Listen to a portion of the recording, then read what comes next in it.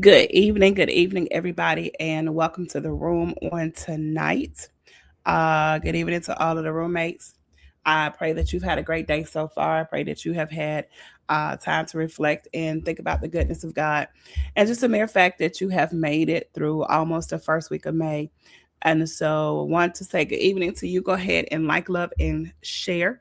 Go ahead and bring your family and friends into the room on tonight where we talk about what we talk about. Trying to get my lighting right, y'all.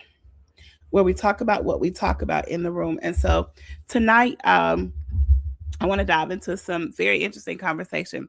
So I want you to go ahead and like and love and share and subscribe to our YouTube channel, LSCM633. Um, of course, it's a place where we talk about life. We talk about the things of life. We talk about what we talk about. And sometimes we talk about what we don't talk about.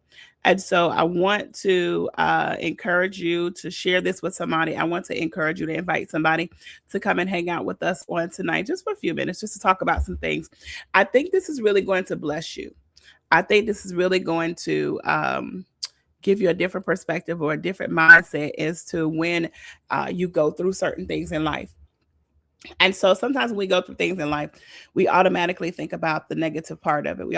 Our minds automatically go to what's wrong. Our minds automatically go to what's not going to happen. Our mind automatically goes to uh, limited opportunities and limited possibilities. So I want to dive in tonight, but before I do that, if this is your first time, welcome to the room. I am Dr. Gina. I guess I should tell you that, huh? I am Dr. Gina Crawford of the Room Experience. And so, if this is your first time, welcome to the room. Hopefully, it won't be your last time. If this is not your first time, welcome back, roommate. I want to say thank you again for hanging out with us on Thursday nights.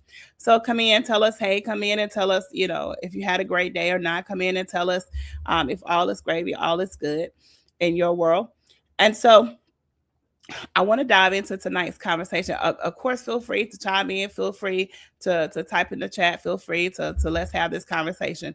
So tonight, I want to talk about this. I want to talk about something called the aftermath. The aftermath. I want to talk about something called the aftermath. The aftermath.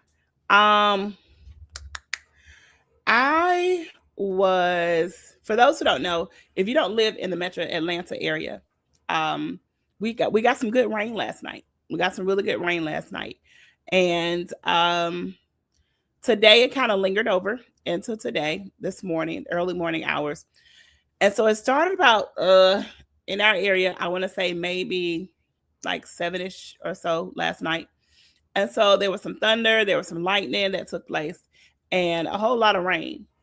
And so as I was getting ready to go outside this morning to go to work, um, our son took a look at the tree and he looked at the tree and he said something that was very interesting. Um, Very interesting for an 8-year old. He said something, he said, look at that tree. He said that must be a result of the aftermath. I was like, what? He said, Ma, look at that tree. He said it must be a result of the aftermath from last night's rain. And so, first of all, I'm thinking, how did that come to your mind? An 8-year old talking about the aftermath. Okay, that's a whole nother topic. But I took a look at the tree and I said, well, why do you say that? He said, because the tree looks weighed down. The tree's limbs look very low. The tree's leaves look very low. He said, so it must have been because of last night's rain. It must have been the result of the aftermath of the rain. And so that stuck with me all the way to work today.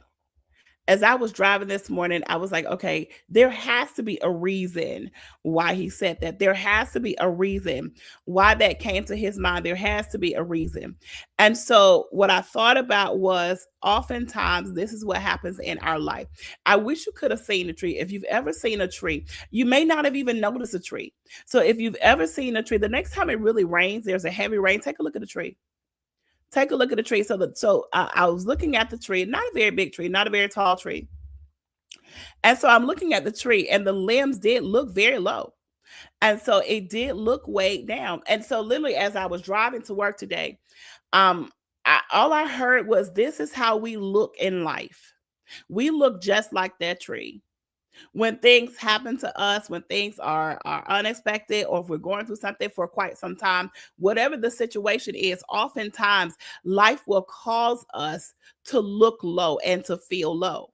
And so the tree, literally, it was, this is the first time I'd ever even noticed the tree and its limbs just kind of hanging very, I mean, like literally lower than normal. And so that word that he used, aftermath, aftermath, really stuck with me. And so literally tonight, God was like, hey, I need you to explore that. I need you to explore the aftermath. And so I hope that when you leave this space on tonight, I hope that when you leave this live on tonight, that you will be encouraged, because I really want to share how this thing blessed me, how it really encouraged me. So when you talk about the aftermath of something, you're talking about consequences, right? When you're talking about the aftermath of something, normally we use it in the sense of after something has happened, something that's unpleasant, something that's destructive. If you're talking about a tornado, if you're talking about even the wildfires that are happening, oftentimes what will happen is when it is over or when it is done, we will go back and assess and take a look at the aftermath. And so even though so sometimes nothing that happened before the storm or nothing that happens before the situation matters, because we're so focused on the aftermath. We're so focused on the effects of it. We're so focused on the unpleasantry of it. We're so focused on the consequences, right? And so sometimes you have to stop and think about things differently. Sometimes it takes you stopping and taking a moment to pause and say, hey, just because other people perceive things to be a certain way, let me stop and take a look at it. So when you talk about the aftermath of something, think about something that's just has ripped through a town, or has come through your life, or something that you did not expect, or something you just kind of like, how did that happen? Where did that come from? Right. And so when you're looking at it, you're looking at the devastation of it. You're looking at what it has done to your life. You're looking at how it has weighed you down. You're looking at the pressure of it. And oftentimes, what happens is this is how the enemy wants you to look at it. So think about it. When something devastating happens, we don't necessarily go into God mode. We don't necessarily oftentimes go right to say, hey, there must be a blessing in this. Our first thought is like, okay, where did that come from? What did that happen in God? What we gonna do now? What we gonna do now? Where did this come from? And so we have got to sometimes stop and take a pause and say, okay, let me take a step back and shift my perspective. Let me take a step back and really take a look at this thing. So as we talk about the aftermath of something, y'all know we're gonna look at the words, right? Y'all know that, right? So for those who did not know, um, my thing is words. I have this love affair with words. I know, sounds weird, sounds strange, but it's not. I have this love affair with words. I have this thing with words. I have this fascination with words, because I don't think words are just words. I don't think letters that are put together are just randomly put together. I think there is something there to go along with it, right? So when you take a step back and you look at the word aftermath, can I tell you that this is something that I did not know? So, although you're looking at the devastation of something, although you're looking at it from the perspective of God, what can possibly come out of this? So you're looking at all hope is lost. You're looking at there's nothing left. Like everything is typically in ruins. And so when I looked up the etymology or the origin of the word aftermath, did you know that originally back in the 1500s, aftermath literally meant a second crop? It meant a second crop, a second growth crop. So after something has been harvested, after something has been taken up, after something has been mowed down, what happens is when you take a look at it, you look behind you and say, wait a minute, something is still there. Something is still there. There's something that's still there. Think about when you mow the lawn, or you have a nicely fresh cut lawn. Everything is not gone. Only some of what was there is gone. And you may say, how does that work when I'm looking at the house and the house is in ruins? How does that work when I'm looking at the marriage and the marriage is in ruins? How does that look when I'm looking at my kids and I don't even recognize my kids? How does that look when I'm looking at my finances and go like, say, what? So what happens is when you talk about the aftermath, you have to stop and take a step back and take a different perspective to say, hey, all is not necessarily lost. Although it looks like it in the natural, all is not necessarily lost.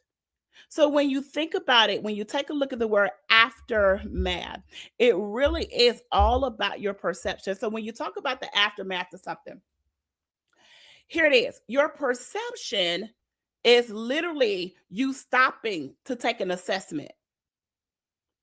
Oftentimes, this is not something that we do. When things happen, we don't necessarily take the time to say, hey, let me take a step back and assess what's going on. When I assess something, that means I examine it. When I assess something, that means, hey, there's something if I'm assessing something, that means there's something still there for me to look at.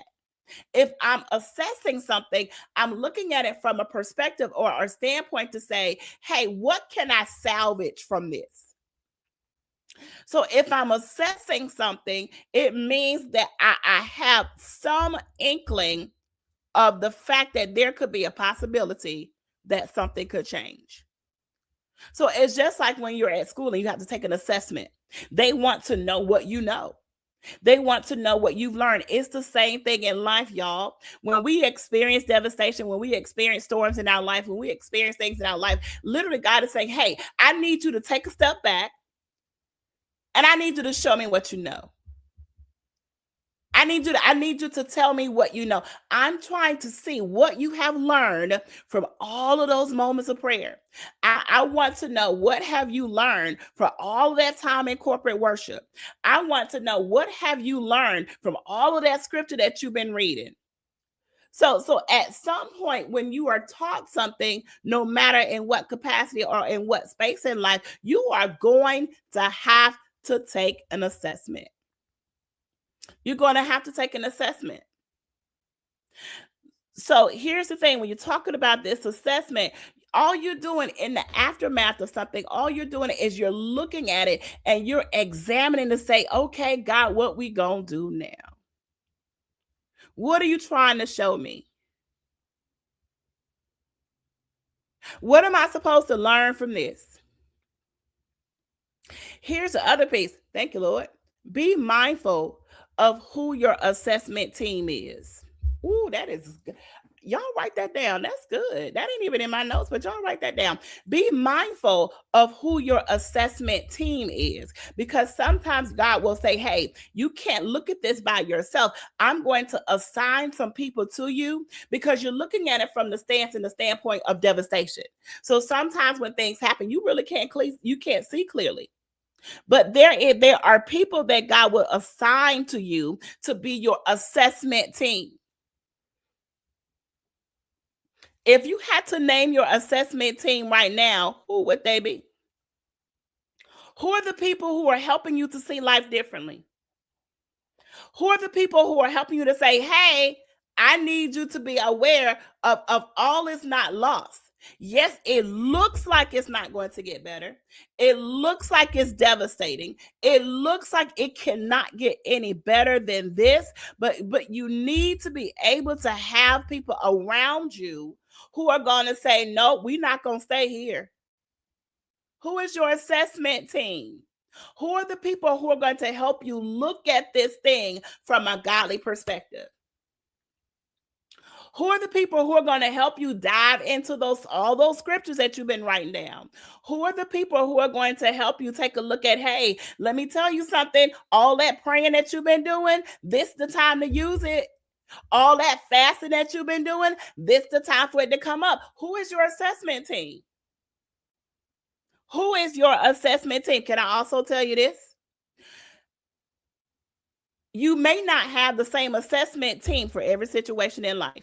I know it's difficult to fathom. I know it's hard to accept sometimes, because you think because y'all been cool like that since high school that they gonna always be on your assessment team. God is like, nah. because they're too familiar with the situation. He said, sometimes I need to give you people who gonna help you look through this thing or look at this thing from a level of spiritual maturity that the people who are familiar with you don't necessarily have yet. Who's your assessment team? Everybody can't be on your assessment team. It may not be the people that you've been hanging with for all your life. Why? Because they oftentimes see things the very same way that you see it. And so your assignment, ooh, I promise you this ain't anything else, right? So your assignment is to literally sit down and say, God, if in this season of my life, who's my assessment team? And it doesn't necessarily mean that you are experiencing devastation all the time. Sometimes it's who is my assessment team as I move towards victory? Who is my assessment team as I move towards progression? Who is my assessment team? Who have you assigned to me in this season? Who have you assigned to me in this season? So let's take a look at this thing. Let's break this word down. So for those, y'all know y'all can't show it without no pen and no paper. So the first word I want you to write down, look at this word aftermath. Look at the word after.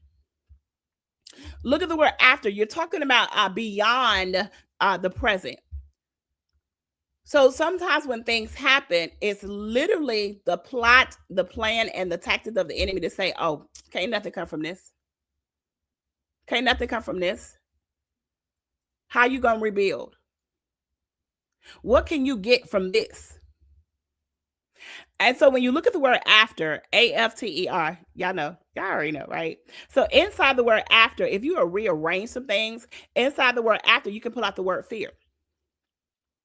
So that is a tactic of the enemy because he wants you to fear that there is not an after.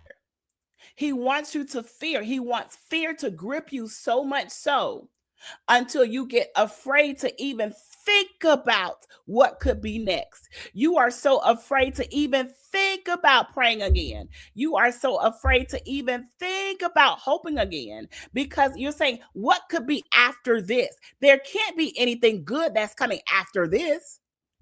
So in the word after is the word fear, which is what the enemy wants to do. He wants to incite fear in you because you're looking at it from a natural perspective. He wants you to look at the devastation. He wants you to look at the rejection. He wants you to focus on the abandonment. He wants you to focus on the betrayal. He wants you to focus on the fact that you failed at this before.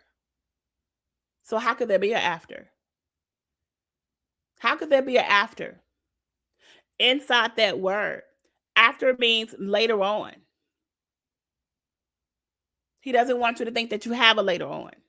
He doesn't want you to think that you have a future. But if you look at the word after, there's a word fear in there. So I hope this is helping somebody. Hey, yes, it happened. Yes, you feel weighed down. You feel like you are hopeless. Yes, I get it. Looks like everybody has walked away from you. Yes, I get it. It looks like the people that you have poured into are now like they have like they deuces.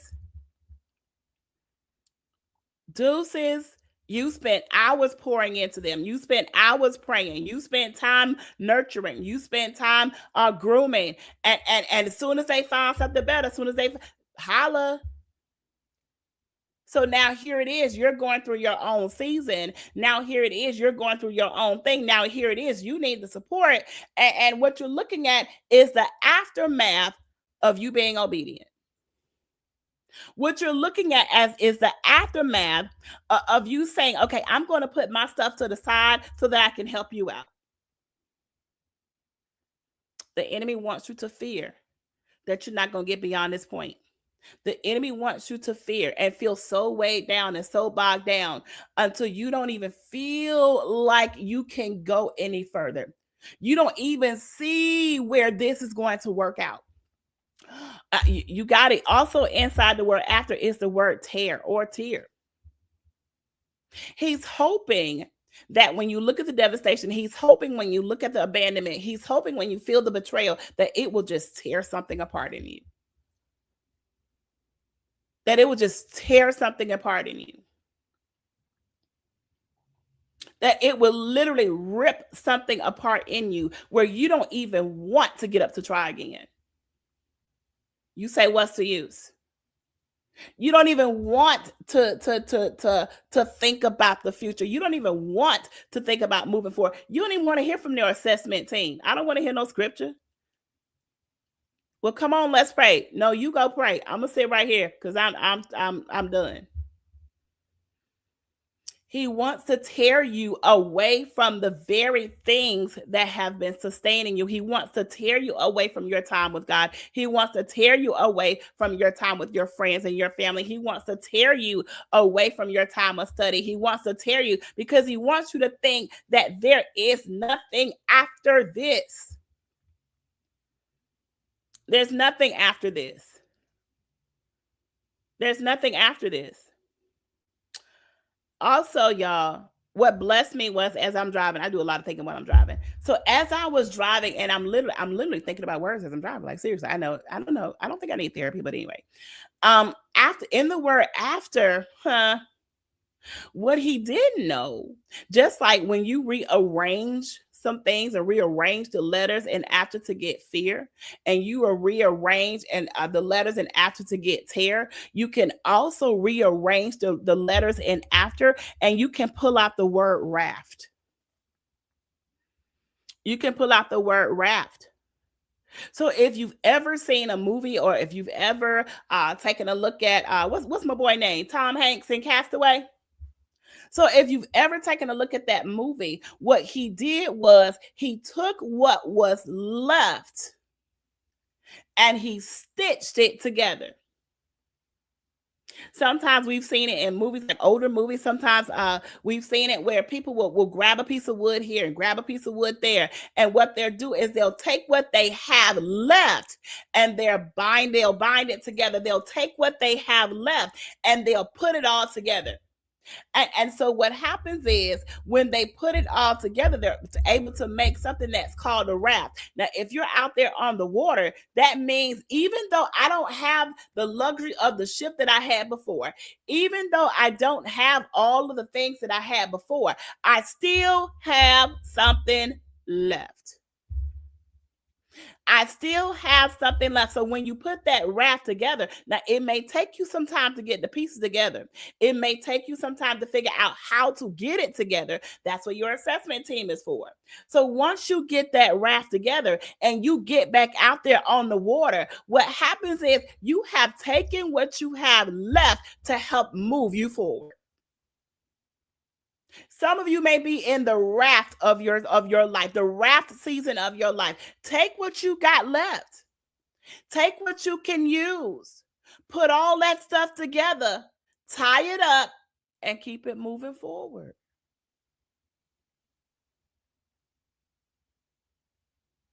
Let it propel you. Let it catapult you. Take what you got left. Take the pieces that you have. Put it together. Here's the thing. When you go back to that assessment team, this is why the people that you're connected to is so important. When you talk about your assessment team, sometimes you may not even see all the pieces.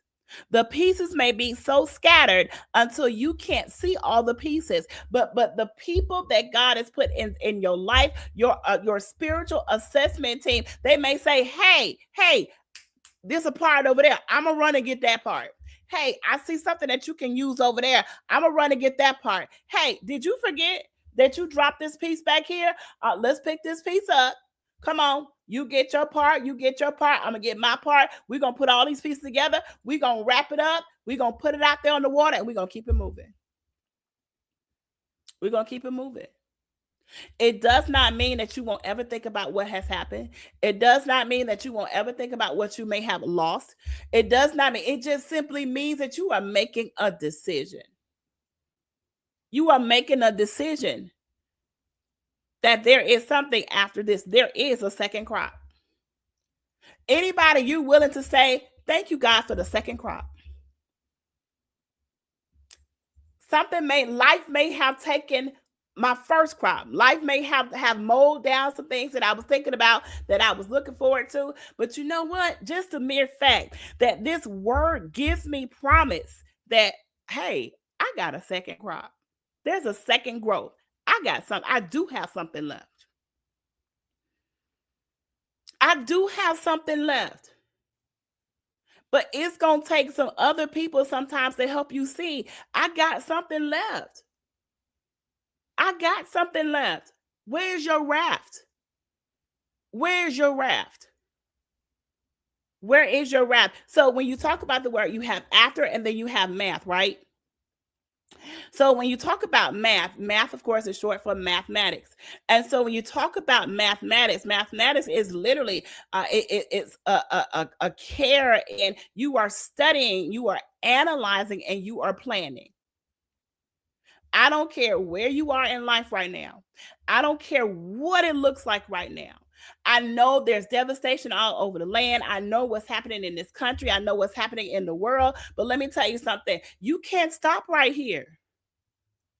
This is not a period. It's just a comma moment. It's just a comma season. It ain't the end. It's not the end. So when you talk about the math of something, you're talking about calculating some things. You're talking about analyzing. You're talking about planning. Some of you have stopped planning because you're so focused on the devastation. You have stopped dreaming. You have stopped hoping. You have even stopped talking about what you were once excited about because you looked at it and said, God, how in the world I'm going to get there? How in the world am I going to get there? This person just betrayed me. God, that bill snuck up on me. It took all the money that I had saved up for this dream, for this thing. And he's like, so wait a minute. So you don't think that there's an after? You don't think y'all, sometimes God be God, sometimes God will sit down and talk to you and you be like, oh, sorry. So literally he's like, hey, did you forget that I'm God? So did you forget that I knew the devastation was coming? Did you forget that I knew they were going to betray you? It was intentional. Did you forget? Yeah, I knew you were going to run up on that speed bump. Yeah. And I know you were going to hit it. I knew you were going to hit that pothole, and everything in the bottom of the car going to fall out. So when we get in these seasons, now here's the thing, y'all. We love to shout, we love to dance, we love to this, we love to that, we love to holler, we love to scream. Let the devastation come and see what happens. That's what a real test is. That's what a real assessment is. So remember that tree that I was telling y'all about in the front yard? So that tree that was so weighed down, like literally, I was like, oh my goodness, I never noticed it. The aftermath of the rain, the aftermath of it being drenched, the aftermath of it literally being soaked and weighed down to the point where the branches were hanging low. So when I got back home today, the sun was out, right? And so I looked at that same tree. Do you know that tree did not look the same as it did this morning? Do you know that because the sun came out, the branches of the tree began to lift, the leaves of the tree began to dry up? That's the same thing God is saying. Hey, all it takes is a moment for the sun to dry that thing up. All it takes is a moment for the sun, not the S-U-N, but the S-O-N. All it takes is a moment for you to change your perspective. All it takes is a simple change of your mindset. All it takes is a simple change of how you're going to look at this thing. All it takes is it takes a decision. You got to make a decision. That the aftermath simply means, God, you prepared me for something else. Got to be. The aftermath is not necessarily always about devastation. The aftermath is about, hey, you are making way for my second crop. Because sometimes what happens is when we experience moments of victory, when we experience moments of success, we turn those moments of success into a monument. We turn it into a monument. We think that that's it. Y'all ever heard somebody, or you experienced somebody when they won like a championship or something, or they won a trophy and it was like 1967 and that's all they could talk about? And you thinking, so you mean to tell me that life stopped in 1967? So literally what happens is we take those moments because we don't think there's anything else. We take those moments and we turn those successes in life into a monument. And God is like, no, because now that monument has become your idol. That moment of success has become your idol. That moment of success has even paralyzed you because you are afraid that you won't have any more moments like that. So he's like, let me help you. Let me get rid of that monument because there's a second crop. There's other things that you need to do. So I hope that this was a blessing to somebody. If not you, share it with somebody else. Somebody needs to hear, hey, this thing ain't over. It's not over. It's not over. I know what you're looking at seems devastating. I know what sometimes you're looking at, you're saying, how can I come back from this? I know you look at it as like, God, okay, hey, I don't know. That thing right there almost took me out. Get your pieces. Even if they're broken, get your pieces, put them together. Put them together. Y'all, I'm serious. I ain't even write this down, but I'm so serious. Who is your assessment team? That thing keeps sticking to me. Who is your assessment team? Who are the people who are going to help you look at this thing differently? Who are the people who are going to say, no, I need you to understand, hey, all that scripture, all that talking, all that word of encouragement that you've been giving to everybody else, now's the time that you need it for yourself. Who is your assessment team? Who is the team? Who is the team? Who are the people that God has assigned to you who are going to help you look at this thing differently? But God, I tried doing this ministry thing before and it didn't work. The people that I thought were coming, they ain't even said, hey. He said, you know what? He said, he said, because the people that you thought were supposed to be with you, if they were on your assessment team, he said, all they're going to do is assess the damage. He said, but the people that I'm sending to you and the people that I have assigned to you, they're not just going to assess the damage, but they're also going to assess the deliverance.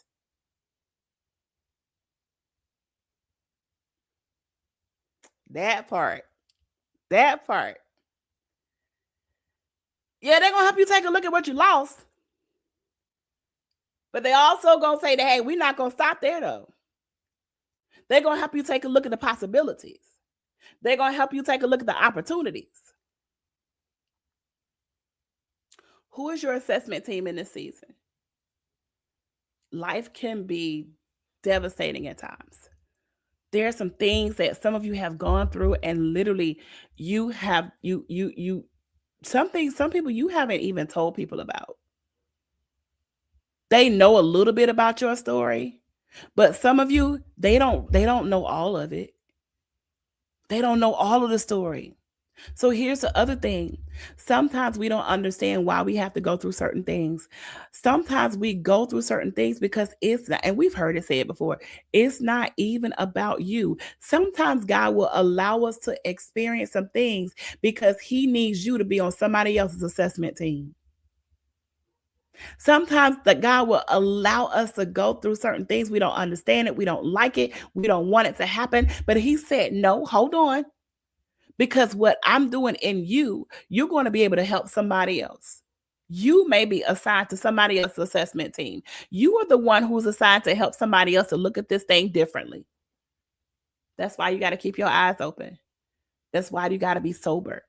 That's why you have to always be alert because he's always trying to show you something. Who would have thought that all of this would have come from an 8-year-old talking about a tree after the rain? Keep your eyes open. God is always speaking. He speaks through nature. God is always talking to us. Keep your eyes open. Keep your ears open. Y'all, I have started doing this. I have started keeping like a little notebook or something with me, like a little small journal, small something, because when I hear it, when I see something, you got to write it down. You got to write it down because you never know what he's saying to you. And even though it may not be for this moment, It's for somebody's moment. It may not even be for you, but it's for somebody. So let's not get so bogged down and so bent on the devastation of what's happening around us. Yes, you take it. Yes, you sit with it. Yes, no, you don't pretend like it doesn't happen. It hasn't happened.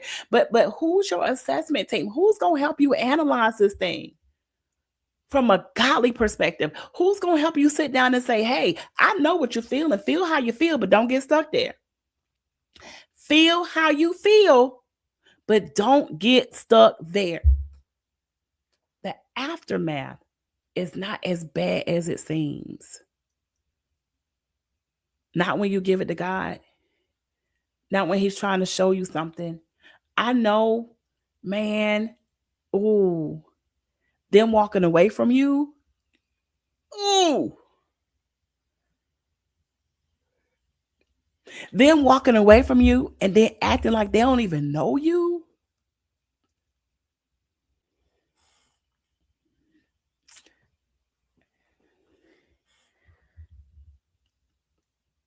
Assessment team is necessary. So, what's happening now in different places in the earth, as soon as something happens, as soon as you're talking about the wildfires, you're talking about tornadoes, you're talking about all these things, as soon as it happens, there's a team that goes in and they take a look at the damage. Can I tell you, I feel this so strong in my spirit. God has assigned some people, somebody to you to come in and take a look at the damage that the enemy thought was going to take you out. But can you just bless God for those people? Can you just thank God for those people? You say, well, who are they? He gonna tell you. He's gonna reveal them to you. They're gonna help you take a look at the aftermath of this thing, and they're gonna help you see that second crop. It's still growing. All is not lost. All hope is not lost. You just have to see it differently. Listen, I pray that this blessed y'all tonight because it blessed me today. It really did. It really blessed me tonight. It really did. It blessed me today. And I was just, I mean, I thought about this all day. Literally, I was excited. Not that I'm not always excited, but I was excited to come and share this with you because I was like, God, somebody got to hear this has got to be for somebody other than me. The aftermath, it looks devastating. It looks like you're not going to recover. It looks like it. Also, last thing, inside the word, inside the word after is the word eat. It's the word eat. You're not going to starve. You're not going to starve. There's something that's always going to be readily available for you. You just got to assess the situation, stick with your assessment team, ask God who are those people in your life. So, listen, I pray God's blessings upon you on tonight. I hope that this was something that you needed to hear. I hope this was necessary. For those who don't know, this is a part of LSCM 63, LSC Ministries. I don't, hey, if God leads you to sow on tonight, by all means, you can do so at Cash App $ LSCM 633. I hope that you start to think about things differently. I hope that you start to even look at words differently. Sit down, take a breather, take a minute, and again, every time you go through something, you may not have the same assessment team, but God will reveal the right people at the right time for the right season in your life. You've just got to trust it. You've got to trust and know, God, it looks like it's not going to come together again. He said, yes, it is. It is. It's going to come together again. You're going to go get that piece over there that you left in 8th grade. You're going to get that piece over there that you got when you was 22, and you're going to get that piece over there that you got when you were 50. You're going to tie all that stuff together. We're going to put it all together. You're going to get back in this water, and you're going to keep it moving because you got places to be, things to do. So listen, I love y'all on tonight. I pray that, again, this is a blessing to you. Share this with somebody. I look forward to this time. I do. I look forward to this time. I look forward to hanging out with you all in the room. Keep your ears and eyes open for some more things that are coming from us. Keep your ears and eyes open. Don't forget to save the date, November 7th. November 7th. November 7th, the Room Experience Live Yes, we don't just hang out here. We come together in person. And so I shared this back last year, November 8th, at our the room experience. Our theme for this year, y'all, is the birthing room. And literally, yeah, it's the birthing room. I don't know. I'm just saying, just get ready, be on the lookout. November 7th, registration will open very, very soon. And so, again, I want to take the opportunity to say thank you. Thank you for hanging out with us tonight. Thank you for those who support. Thank you for those who share. I do not take it lightly. Some of you all are doing some absolutely phenomenal things. Oh, also be on the lookout. So, on every Thursday, the last Thursday of every month, I try to get some people in this space to talk to so that you can hear from them. Some people in this space that you may not know, people that you may not have ever heard of, because there's some really phenomenal people who are doing some phenomenal things. And so if you can go to, actually, you can go to our link tree site, linktree / LSC Ministries, if you want to be on our chair chats. So chair chat is the last Thursday of every month. And so we sit down and we just kind of talk about things that people are doing in the community. We talk about things that people are doing. And so I hope that that you hey, if you want to come on, let us know. Let us know. So we do have a chair chat summer series. And so our summer series is coming up. We're going to talk about some things that we need to talk about, in life as Christians. Y'all, we are here. These Jesus streets is doing a whole lot. Y'all doing a whole lot. And so again, I love y'all. I really do. I love y'all, and I pray that you will continue to hang out with us. For those who I don't mind sharing.